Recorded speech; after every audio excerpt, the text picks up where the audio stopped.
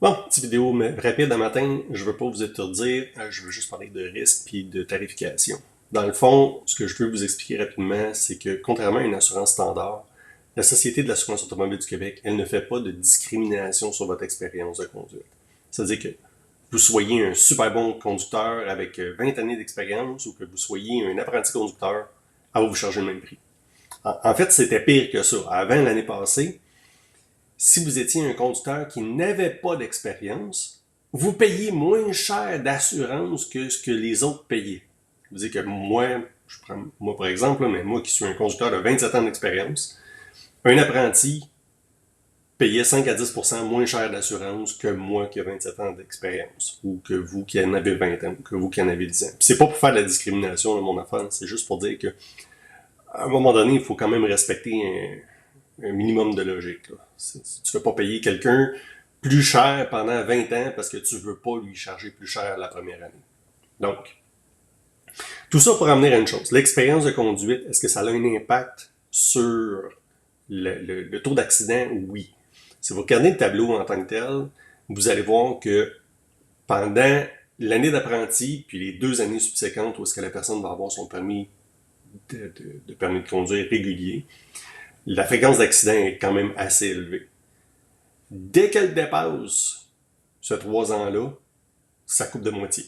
C'est-à-dire que là, il y a vraiment un impact là, sur le dossier de conduite et le reste, dont la SAC ne tient pas compte encore une fois, parce que tout ce qu'elle a à se fier dessus, c'est que la personne a un permis d'apprenti la première année. Comme elle ne peut pas considérer les années d'expérience par après, ben, elle charge tout le monde très cher. Je vous montre un tableau rapidement. Je vais en mettre une copie sur le site du MDMQ. Dans le fond, c'est 3 tableaux. Un tableau, c'est le nombre de propriétaires qu'il y a d'un type de moto selon son type de permis, le nombre d'accidents qu'il y a dans cette catégorie-là, et ensuite, ça vous donne un ratio par temps de véhicule. Où je veux en venir, c'est au tableau suivant. Si vous regardez un apprenti conducteur sur une moto régulière, son taux de risque est le même qu'un conducteur de moto sportive qui a de l'expérience. Par contre, si vous regardez la prime d'assurance, c'est 2 montants. Il y a un montant qui est la prime sur le permis de conduire, et il y a un deuxième montant qui est en soi la prime sur l'immatriculation. Par contre, ce qu'on voit très bien, c'est que la prime sur un conducteur d'apprenti régulier sur une moto régulière devrait être égale avec un conducteur d'expérience sur un motosport, alors que la prime du conducteur sur un motosport est le double du premier. Donc, si vous voulez comprendre pourquoi est-ce que vos assurances restent élevées, c'est tout simplement parce qu'on avantage les apprentis. Et j'ai rien contre les apprentis, ça en prend des nouveaux, et ainsi de suite. C'est juste que dans le fond, on les finance toute la gang. C'est juste que quand vous la financez avec une moto ordinaire, ben vous prenez ce montant-là, c'est chaque dollar que vous financez pour un apprenti. Un conducteur de motosport va le financer 3 fois.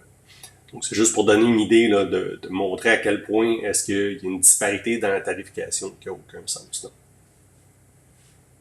Donc, ceci dit, je vous laisse prendre vos propres conclusions, voir si ça a du sens ou pas. Peut-être que vous êtes du style qui dit l'apprenti ne devrait pas payer cher, puis c'est correct, je suis prêt à payer pour, ou ainsi de suite. Peut-être qu'il y a du monde qui vont dire, ben, je trouve que je paye pas mal cher pour compenser pour quelqu'un qui pourrait payer cher pendant juste 1 an. Au même point qu'on pourrait dire, ben, l'apprenti conducteur, pourquoi on ne charge pas 700? Ça va être 500 de plus que le 212, mais si ça fait baisser sa moto à risque de 500$ pour 20 ans, ben, peut-être que ça vaut la peine qu'il paye la première année. Ça, c'est votre opinion. Vous la faites de votre côté. Moi, je vous dis juste, c'est quoi les faits? Ben, les faits, c'est le premier qui est une prime d'apprenti sur une moto régulière devrait être égal à la dernière qui est une prime d'assurance sur une moto à risque, ce qui n'est pas le cas. Maintenant, est-ce qu'on devrait descendre la tarification des motos à risque? Je ne sais pas. Est-ce qu'on devrait augmenter la tarification des apprentis? Je ne sais pas non plus. Ça ne me regarde pas. Vous faites votre opinion. Ceci dit, passez une bonne journée tout le monde.